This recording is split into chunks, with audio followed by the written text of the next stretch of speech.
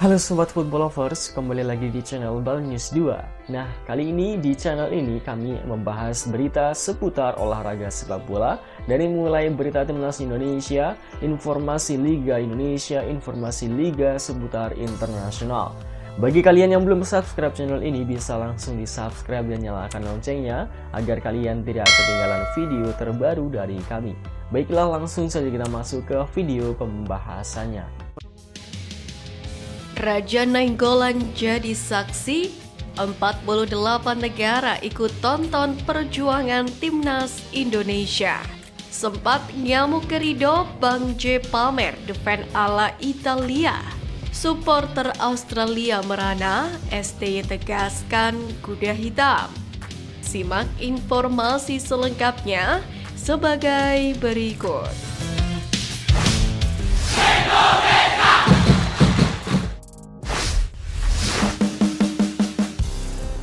48 negara jadi saksi secara timnas, skuad Garuda menuju ranking 100 dunia.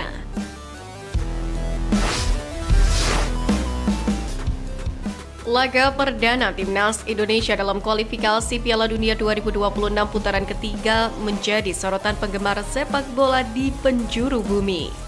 Bagaimana tidak, pertandingan yang dimulai pada Jumat 6 September pukul 01 dini hari tadi tayang di 48 negara. Tentu suatu kabar yang begitu membanggakan. Hadir dengan status debutan yang menghadapi peserta langganan Piala Dunia, kiprah timnas Indonesia dan Arab Saudi pun sukses memantik rasa penasaran penggemar sepak bola. Bahkan ex-pemain AS Roma, Inter Milan, dan Bayangkara FC Raja Nainggolan pun tak ingin ketinggalan, yang ternyata juga turut menyaksikan laga timnas Indonesia. Aktivitas Raja Nainggolan saat menyaksikan perjuangan anak asuh Sinteyong ini terkuak melalui Instagram story pemain yang memiliki darah Batak tersebut. Raja Nainggolan yang saat ini berstatus tanpa klub ini mengunggah video saat Ragnar Oratmangun mencetak gol ke gawang Arab Saudi. Tidak hanya sampai di situ saja, Nainggolan juga turut merepost unggahan Ketum PSSI Erick Thohir di Instagram. Sementara itu, hasil imbang atas Arab Saudi pun membawa timnas Indonesia pada akhirnya naik peringkat FIFA. Menurut Football Ranking, Martin Paes dan kolega kedapatan poin sebanyak 6,88 meski hanya bermain imbang. Kini ranking FIFA timnas Indonesia pun naik 2 tingkat ke 131. Padahal sebelumnya, skuad Garuda sempat dilangkai Harimau Malaya 1 tingkat di posisi 134. Namun sekarang tim Merah Putih sudah tidak lagi bersaing sengit dengan skuad negeri jiran di ranking FIFA. Hal ini pun membuka asa kepada misi Sinteyong untuk membawa timnas Indonesia tembus 100 besar ranking FIFA, bukan hal yang mustahil. Apalagi skuad Garuda menjadi wakil tunggal Asia Tenggara yang bersaing di babak ketiga kualifikasi Piala Dunia 2026 ini. Tim asuhan Sinteyong itu bisa kebanjiran poin di momen tersebut. Sebagai tim terendah di segi ranking, skuad Garuda juga diuntungkan, di mana timnas Merah Putih bakal tetap mendapatkan poin andai bermain imbang. Timnas Indonesia sendiri selanjutnya akan berhadapan melawan timnas Australia di Stadion Utama Gelora Bung Karno pada Selasa 10 September mendatang. Nanti tim kapten JSS itu juga akan berhadapan melawan Bahrain, China, dan Jepang di grup C.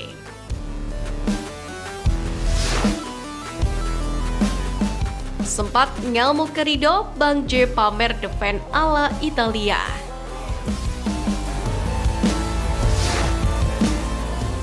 Ketegasan JSS yang ditunjuk sebagai kapten timnas Indonesia di laga dini hari tadi mendapatkan sanjungan dari sejumlah pecinta sepak bola tanah air. Untuk diketahui, ini merupakan yang pertama bagi JSS dipercaya sebagai kapten timnas Indonesia. Status kapten itu pun dibayar tuntas bek bertinggi 190 cm ini. Sepanjang pertandingan, bek milik Venezia FC ini pun tampil solid. Mental sebagai bek tengah dalam pola 5-4-1, bek 24 tahun ini pun sanggup mematikan seluruh serangan yang dirancang pemain-pemain timnas Arab. Tak hanya pintar mematikan serangan lawan, mantan pemain Go Ahead Eagles ini juga andal mengorganisir pertahanan timnas Indonesia. Jika ada pemain yang bekerja tidak sesuai instruksinya, JSS pun tidak segan-segan melakukan teguran. Contohnya di babak kedua, bek timnas Indonesia Rizky Ridho membuang bola liar yang mengarah langsung ke pinggir lapangan. Namun di pinggir lapangan bola direbut Kapten Timnas Arab Saudi, Salem Al-Dawsari. Beruntung ada Jesus yang langsung melakukan intercept sehingga bola keluar lapangan. Rizky Ridho pun kena tegur oleh Bang J atas insiden ini.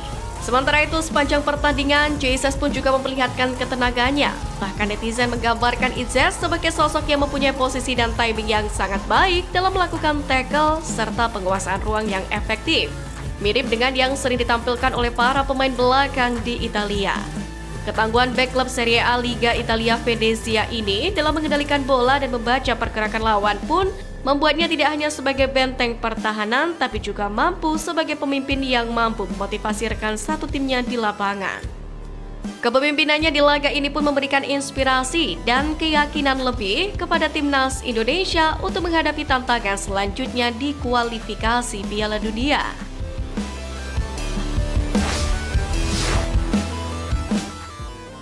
Supporter Australia merana, STY tegaskan kuda hitam.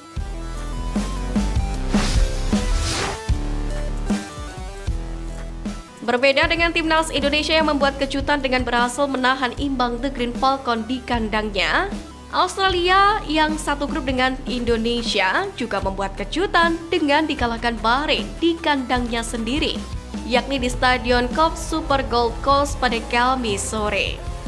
Padahal tampil sebagai tuan rumah, Australia mampu menguasai jalannya pertandingan. Tercatat tim besutan Graham Arnold itu memiliki penguasaan bola 71% berbanding 29%. Tak hanya penguasaan bola, dari segi peluang dan tembakan Australia juga lebih unggul daripada Bahrain.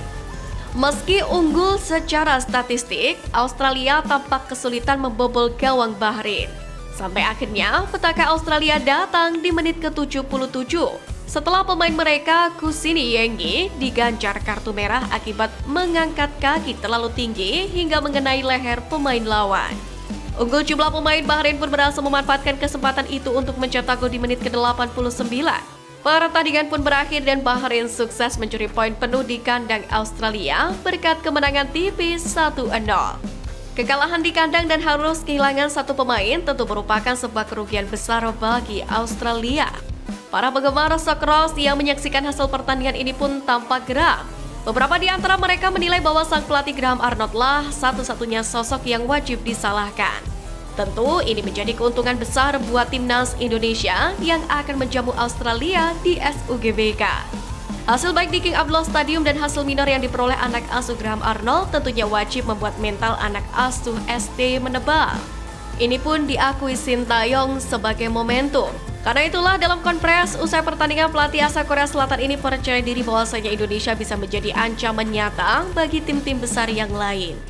Bahkan secara percaya diri, pelatih asal Korea Selatan ini mengatakan timnas Indonesia akan menjadi kuda hitam dalam grup C. Apalagi sebelumnya STY juga telah menyatakan komitmennya tidak akan menyerah menjaga mimpi timnas Indonesia untuk bisa lolos Piala Dunia 2026, sekalipun peluang tersebut hanya mencapai 1%. Menarik untuk dinantikan perjuangan timnas Indonesia.